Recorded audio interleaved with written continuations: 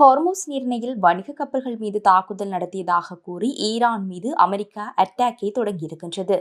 முன்னதாக ஈரானுடன் போடப்பட்ட அமைதி ஒப்பந்தம் ரத்து செய்வதாக அமெரிக்க ஜனாதிபதி ட்ரம்ப் அறிவித்திருந்தார். இதையடுத்து இன்று இரண்டாவது நாளாக தாக்குதலை தீவிரப்படுத்தியிருக்கிறார். இன்றைய பார்வை நிகழ்ச்சியுடன் இணைந்திருக்கின்றீர்கள்.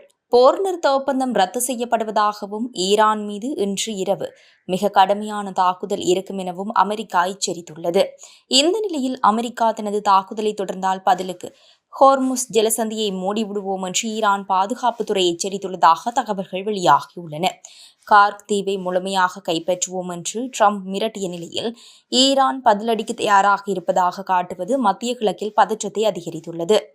ஈரான் அமெரிக்கா போரை முடிவுக்கு கொண்டுவர கடந்த மாதம் 17ஆம் தேதி புரிந்துணர்வு ஒப்பந்தம் போடப்பட்டது. இதனால் வளைகுடாவில் பதற்றம் தணிய தொடங்கிய நிலையில் ஹார்முஸ் ஜலசந்தியில் கப்பல்கள் மீது நடத்தப்பட்ட தாக்குதலால் அமெரிக்கா கடும் கோபம் அடைந்துள்ளது. ஹார்முஸ் ஜலசந்தியை ஈரான் திறந்திருந்தாலும் குறிப்பிட்ட பாதை வழியாக செல்ல மட்டுமே அனுமதி அளிக்கின்றது. அதனை மீறினால் அந்த கப்பல்கள் மீது தாக்குதல் நடத்தப்படுகின்றது. அந்த வகையில் நேற்று முன்தினம் 3 கப்பல்கள் மீது தாக்குதல் நடத்தப்பட்டது. கப்பல்கள் மீதான தாக்குதலால் கோபமடைந்த அமெரிக்கா ஈரானின் பல்வேறு இடங்களை குறிவைத்து தாக்குதல் நடத்தியது. அமெரிக்க தாக்குதலால் ஈரான் துறைமுகம் பற்றி எரிந்தது. ஈரானில் 60க்கும் மேற்பட்ட இடங்களை குறிவைத்து அமெரிக்கா தாக்குதல் நடத்தியது. இதற்கு ஈரானும் பதிலடி கொடுத்தது. இதையடுத்து போர் நிறுத்த ஒப்பந்தம் ரத்து செய்யப்படுவதாக அறிவித்த ட்ரம்ப் இன்றும் கடுமையான தாக்குதல் இருக்கும் என்று ஈரானை எச்சரித்திருந்தார். இதற்கிடையே அமெரிக்கா தாக்குதல் நடத்தினால் பின்வாங்கப் போவது இல்லை எனவும் அதற்கு பதிலடியாக ஹோர்முஸ் ஜலசந்தியில் போக்குவரத்தை கட்டுப்படுத்த நடவடிக்கை எடுக்கப்படும் என்று ஈரான் பாதுகாப்பு படை வட்டாரத்தில் கூறப்பட்டதாக அந்த நாட்டின் தொலைக்காட்சி செய்தி வெளியிட்டுள்ளது. இதுகுறித்து கூறப்பட்டுள்ளதாவது: ஹோர்முஸ் ஜலசந்தியை தனது சொந்த ஏற்பாடுகளின்படியே மீண்டும் திறக்கும் என்று புரிந்துணர்வு ஒப்பந்தத்தில் கூறப்பட்டு இருந்தது. எனவே ஹோர்முஸ் ஜலசந்தி விவகாரத்தில் ஈரான் நிர்ணயித்துள்ள நடைமுறைகளை தாண்டி எந்த புதிய வழித்தடத்தையும் அமைக்க அனுமதிக்க மாட்டோம் என்று ஈரான் பாதுகாப்பு படை தெரிவித்துள்ளது. ஈரான் மீது தாக்குதல் எதுவும் மீண்டும் நடத்தப்பட்டால் ஹோர்முஸ் ஜலசந்தியும் மூடப்படும் என்று கூறப்பட்டுள்ளது. போர் நிறுத்த ஒப்பந்தம் ரத்து செய்யப்படுவதாக ட்ரம்ப் அறிவித்துள்ள நிலையில் மேற்காசிய போர் மீண்டும் முழுவீச்சில் வெடிக்கும் அபாயம் ஏற்பட்டுள்ளது. ஹார்முஸ் ஜலசந்தி வழியாக உலகின் 20% எண்ணெய் விநியோகம் நடைபெறுவதால் அந்த வழித்தடம் மூடப்பட்டால் மீண்டும் சர்வதேச அளவில் எண்ணெய் விநியோகம் பாதிக்கப்படும் அபாயம் ஏற்பட்டுள்ளது. இதற்கிடையே அமெரிக்க ஜனாதிபதி ட்ரம்பின் எச்சரிக்கை குறித்து ஈரான் வெளியுறவுத்துறை அமைச்சர் அப்பாஸ் அராக்சி கூறுகையில், நாகரீகமும் துணிச்சலும் கொண்ட ஈரான் மக்களை இழிவான வார்த்தைகளால் பேசுவது அவர்களின் மகத்துவத்தை எந்த வகையிலும் பாதிக்காது. நாகரிகம், கலாச்சாரம் மற்றும் உயர்ந்த ஒழுக்க நெறிகளுக்காக ஈரானியர்கள் அறியப்பட்டவர்கள். எனவே நாங்கள் தரக்குறைவான பேச்சுக்கு அதே போன்ற வார்த்தைகளால் பதிலளிக்க மாட்டோம். அச்சமும் எதுவுமின்றியும் மிகவும் துணிவாகவும் செயல்கள் மூலம் பதிலளிப்போம் என்று கூறியுள்ளார். ஈரான் அமெரிக்கா இடையேயான இந்த மோதல் மத்திய கிழக்கில் மீண்டும் உச்சகட்ட பதற்றத்தை ஏற்படுத்தியுள்ளது.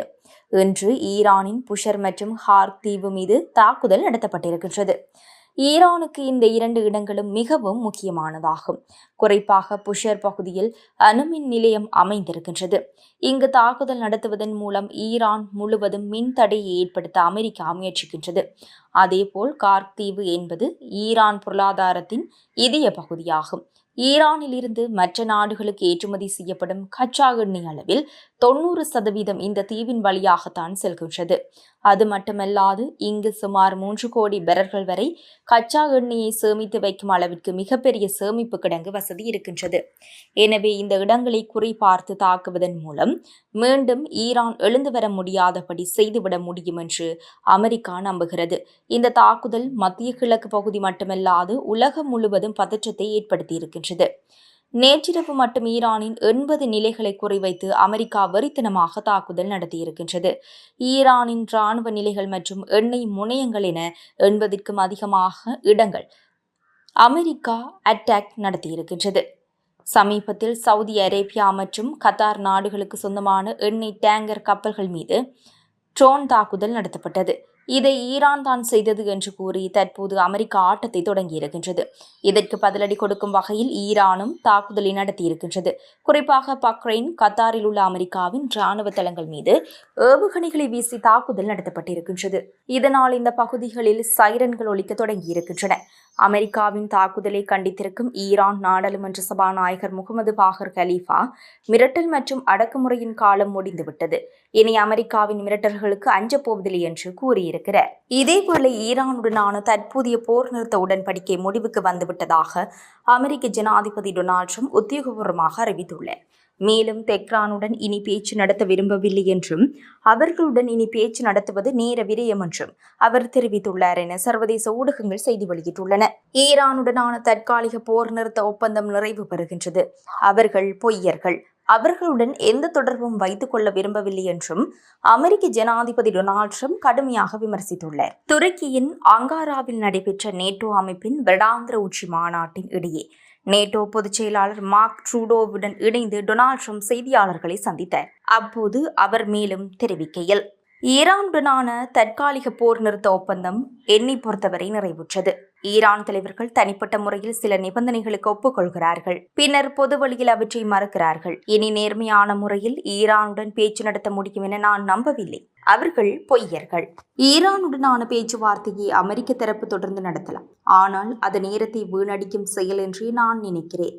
அவர்கள் பொய்யர்கள், ஏமாற்றுக்காரர்கள், மனநிலை சரியில்லாதவர்கள் என்று தெரிவித்துள்ளார். கடந்த திங்கள் மற்றும் செவ்வாய்க்கிழமைகளில் ஹோர்முஸ் ஜலசந்தியில் பயணித்த 3 வணிக கப்பல்கள் மீது ஈரான் தாக்குதல்களை தொடர்த்தியது. இதற்கு பதிலடியாக ஈரான் வான் பாதுகாப்பு அமைப்புகள், ரேடார் தளங்கள், புரட்சிகர காவலர் கப்பல்கள் உட்பட 80க்கும் மேற்பட்ட ஈரானிய இலக்குகளை அமெரிக்க படைகள் தாக்கின. மேலும் ஈரான் எண்ணெய் விற்பனையை செய்வதற்கான அனுமதியையும் அமெரிக்கா ரத்து செய்தது. அமெரிக்க படைகளின் தாக்குதலுக்கு பதிலடியாக பக்ரைன் மற்றும் குவைத்தில் உள்ள அமெரிக்க இராணுவ தளங்களை குறிவைத்து ஈரான் தாக்குதல்களை நடத்தியது. மீண்டும் தொடங்கியிருக்கும் இந்த மோதல் மேலும் விரிவடைந்து கச்சா எண்ணெய் விலை கடுமையாக உயர வழிவகுக்குமோ என்ற அச்சத்தை அதிகரித்துள்ளது.